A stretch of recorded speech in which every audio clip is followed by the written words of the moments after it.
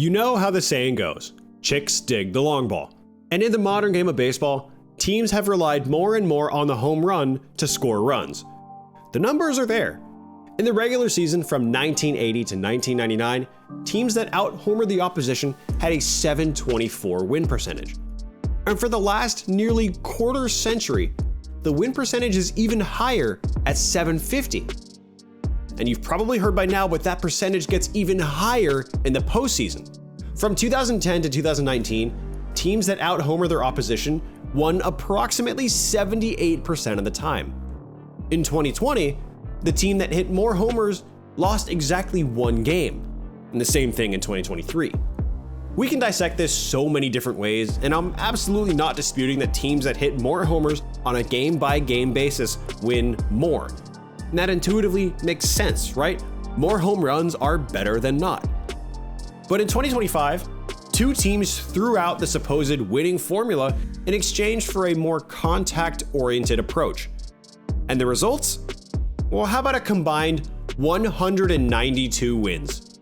The 2025 Blue Jays and the 2025 Brewers didn't do anything we haven't seen before in baseball. But they did it in an era where home runs are more sought after than ever. But before we can really understand why these two teams were so impactful and most importantly successful in 2025, we have to provide some context. Take the 2023 Atlanta Braves, one of the most exciting offenses in baseball history, primarily because of the home run.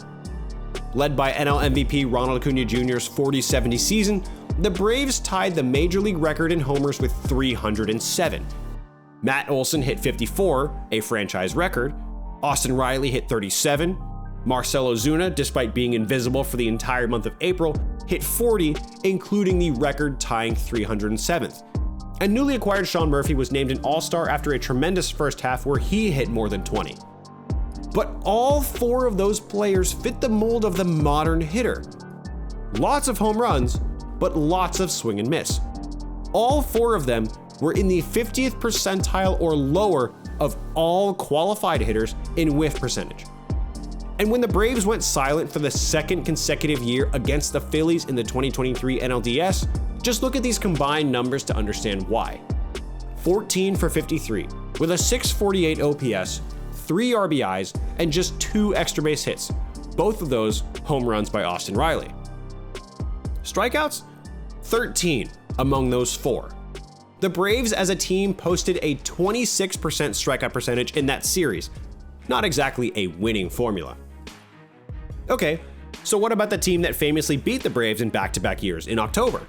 In 2023, between Trey Turner, JT Realmuto, Bryce Harper, Brandon Marsh, Nick Castellanos, and Kyle Schwarber, nobody had a whiff rate above the 50th percentile.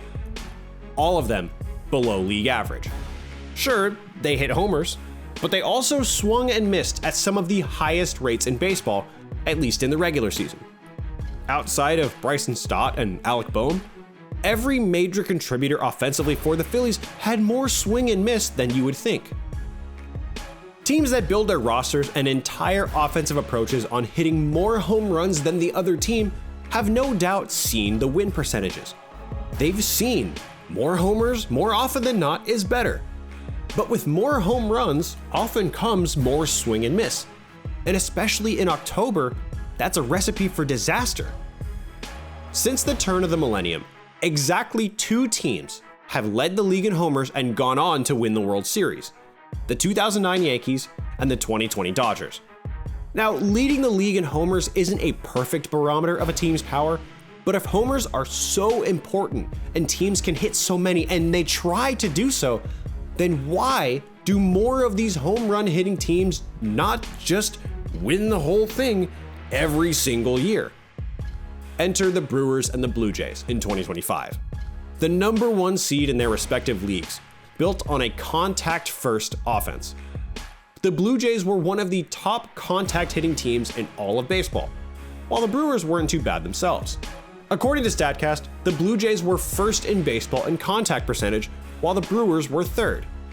The hard hit percentage might leave some to be desired. The Blue Jays were 13th and the Brewers were 23rd. But they didn't care, because the Blue Jays led all of baseball in OPS as a unit while the Brewers were by far the best base running team in baseball. But if you were to pull exactly one statistic between the Brewers and the Blue Jays, it's strikeout percentage. Across the entirety of the league, the Blue Jays struck out the least, while the Brewers had the 5th lowest strikeout percentage. Swinging for the fences can yield you big moments, and the Blue Jays were no strangers to that in October. But it can also yield you nothing, as some recent examples have shown. All of this is to say that home runs are obviously a huge help, no duh, and the more you hit, the better you likely are. But it's not to say that home runs should be the end goal. That should be to win, however ugly or unconventional it might be. Obviously, the Blue Jays fared way better than the Brewers in October, but for as similar as the offensive approaches might have been, there's one place the Blue Jays fared way better than the Brewers. By isolated power, which is just slugging percentage minus batting average, the Blue Jays were tied for 11th in baseball, but the Brewers were all the way down in 25th. Power wasn't the reason the Jays did well and the Brewers didn't in October, but the capability to hit the home run in the big moment existed to a far greater degree with the Jays. Now here's where the story gets interesting. The Blue Jays were the best contact hitting and least strikeout prone team of everyone in the postseason field, but still, they hit more home runs on a per game basis than everyone except for the Mariners, and mostly because they played 7 more games than the Mariners. It's not that they built their offense on the home run. They just happened to be good at putting the bat on the ball, had the ability to hit homers, and the October adrenaline did the rest. Now, I'm running the risk of sounding like the old talking heads in baseball media, but it really isn't just as simple as hit more homers and you'll win, especially in October. You do need to put the ball in play at a fairly high rate. The 2025 ALDS between the Blue Jays and the Yankees was maybe the biggest contrast in styles, and the results support what I'm saying. The Blue Jays' most productive hitters, Vladdy, Alejandro Kirk, Nathan Lucas, Ernie Clement, just to name a few, they all ranked in the 68th percentile and higher in whiff rates in 2025. Outside of Addison Barger, George Springer, and Andres Gimenez, there really wasn't a whole lot of swing and miss in the Blue Jays lineup.